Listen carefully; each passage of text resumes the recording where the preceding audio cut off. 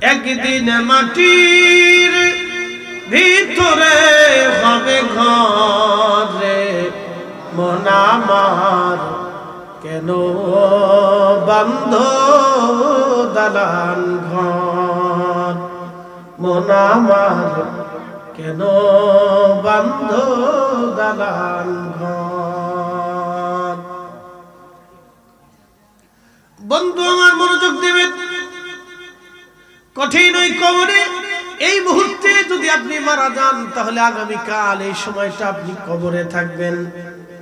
কবরের ইমিগ্রেশনে তিনটা প্রশ্ন করা হবে, মার রাব্বুকা ওয়া মা দীনুকা মা কুনতা তাকুলু ফি হাক্কি হাযার রাজুল।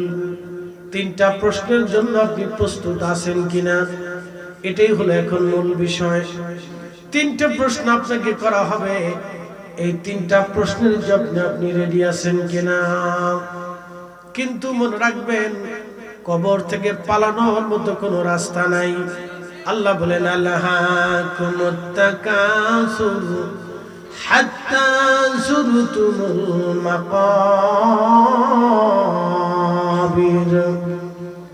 দুনিয়ার প্রাচুর্যে, দুনিয়ার মোহে পড়ে মানুষ আমি আল্লাহ থেকে জুদা হয়ে যায়, আমি আল্লাহকে ভুলে যায়। কত সময় পর্যন্ত?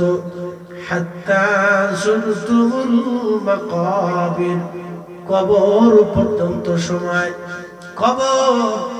কবর পর্যন্ত সময়, কবর পর্যন্ত সময়।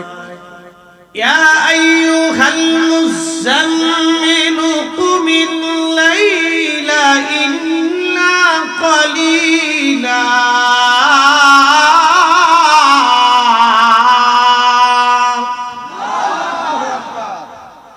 এই সময় ওয়াজের সময় না, এটা হচ্ছে ইবাদতের সময়।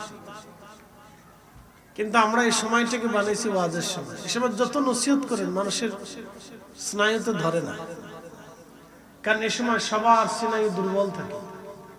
শ্রোতা বক্তা সবার স্নায়ু দুর্বল থাকে, যার কারণে আপনি যত ভালো ওয়াজই করবেন এই সময় ওয়াজ ধরবে না, শুধু শুনবেন, শ্রুতির মধুর লাগবে, কিন্তু এটা মগজের ভিতরে আপনি ধরে রাখতে পারবেন না। এই সময়টা আল্লাহ তার রাসূলকে ঘুম থেকে উঠাইলেন। ইয়া আইয়ুহাল মুযাম্মিলু কুমিল লাইলা ইল্লা কালিলা।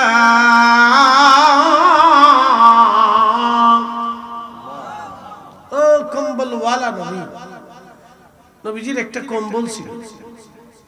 এই কম্বলটা কালো ছিল, এক পাট বিছানায় বিছাইতেন আর এক পাট গায়ের ভিতরে জড়িয়ে রাখতেন। বুঝেন, তিনি সাইয়্যিদুল কাউনাইন ওয়াস সাকালাইন, তিনি দুজাহানের সরদার। একটা কম্বল বিছানায় দিতেন, গাঁর উপরে দিতেন। এই কম্বল মোড়া দিয়ে নবীজি শুয়ে আছেন। আল্লাহ ডাক দিলেন, ইয়া আইয়ুহাল মুযাম্মিল, ও কম্বলওয়ালা, কুমিল লাইলা ইল্লা কালিলা, আপনি রাতের একটা অংশ উঠে ইবাদতে বসেন। নিসফাহু আবিনকুস, অর্ধাংশ অথবা তার থেকে কম। এই সময় আল্লাহর নবী ঘুমাইতেন। আরাকায়াতাল নামাজ। ওয়া মিনাল লাইলি ফাতাহাজ্জাত বিহি নাফিলাতাল লাক আসা।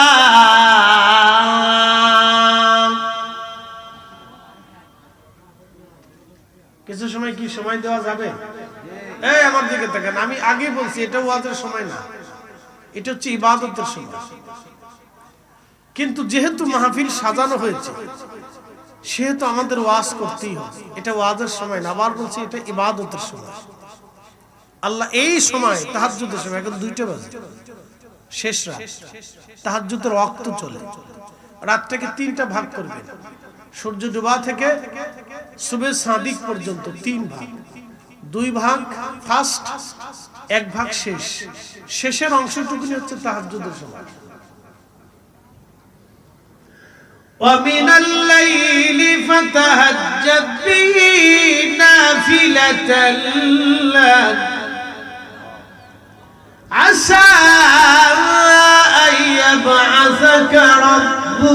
مقاما محمودا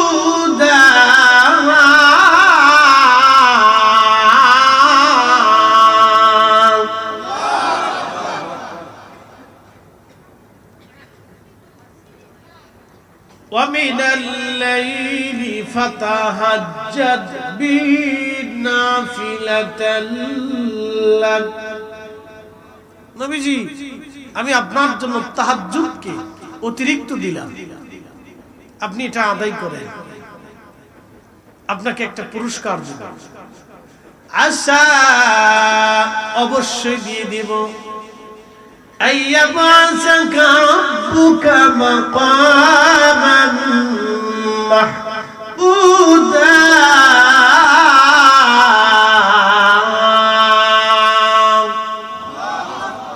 কাজী নজরুল কবিতার ছন্দে লিখছেন,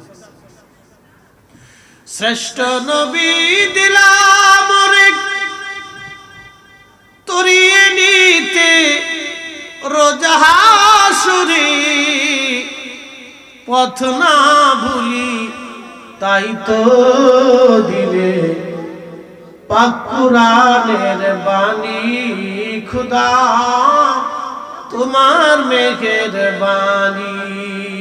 সুন্দর ফুল সুন্দর ফল মিঠা নদীর পানি, খুদা তোমার মেঘের বাণী, খুদা তোমার মেঘের বাণী।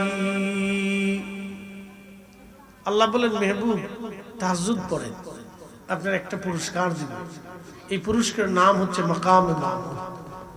তো সাহাবা কিরাম জিজ্ঞেস করলেন ইয়া রাসূলুল্লাহ মাকামে মাহমুদ কি? নবী বললেন হিয়া শাফাআহ। বলি ইয়া নবী আল্লাহ কি চাবে, আল্লাহ আপনাকে কি দিবে? বলে শোনো কিয়ামতের ময়দানে উম্মতের ব্যাপারে আমি যা চাবো আল্লাহ তাই দিবে। বলে আপনি কি চাবেন? বলে শুনে রাখো আমার একটা উম্মত জাহান্নামে থাকা অবস্থায় আমি জান্নাতে যাব না। সুবহানাল্লাহ।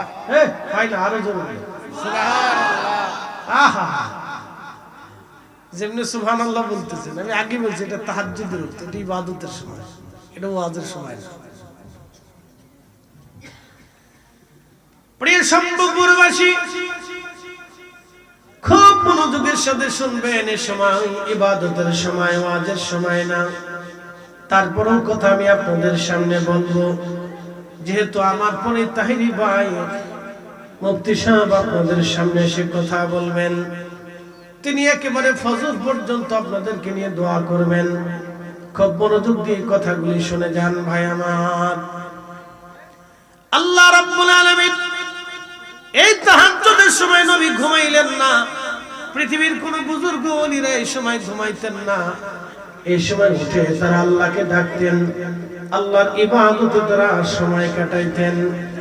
কিন্তু খুব মনোযোগ দেন, আপনাদেরকে বলছিলাম একটা জায়গা নিয়ে যাব, সেই জায়গার নাম কবর।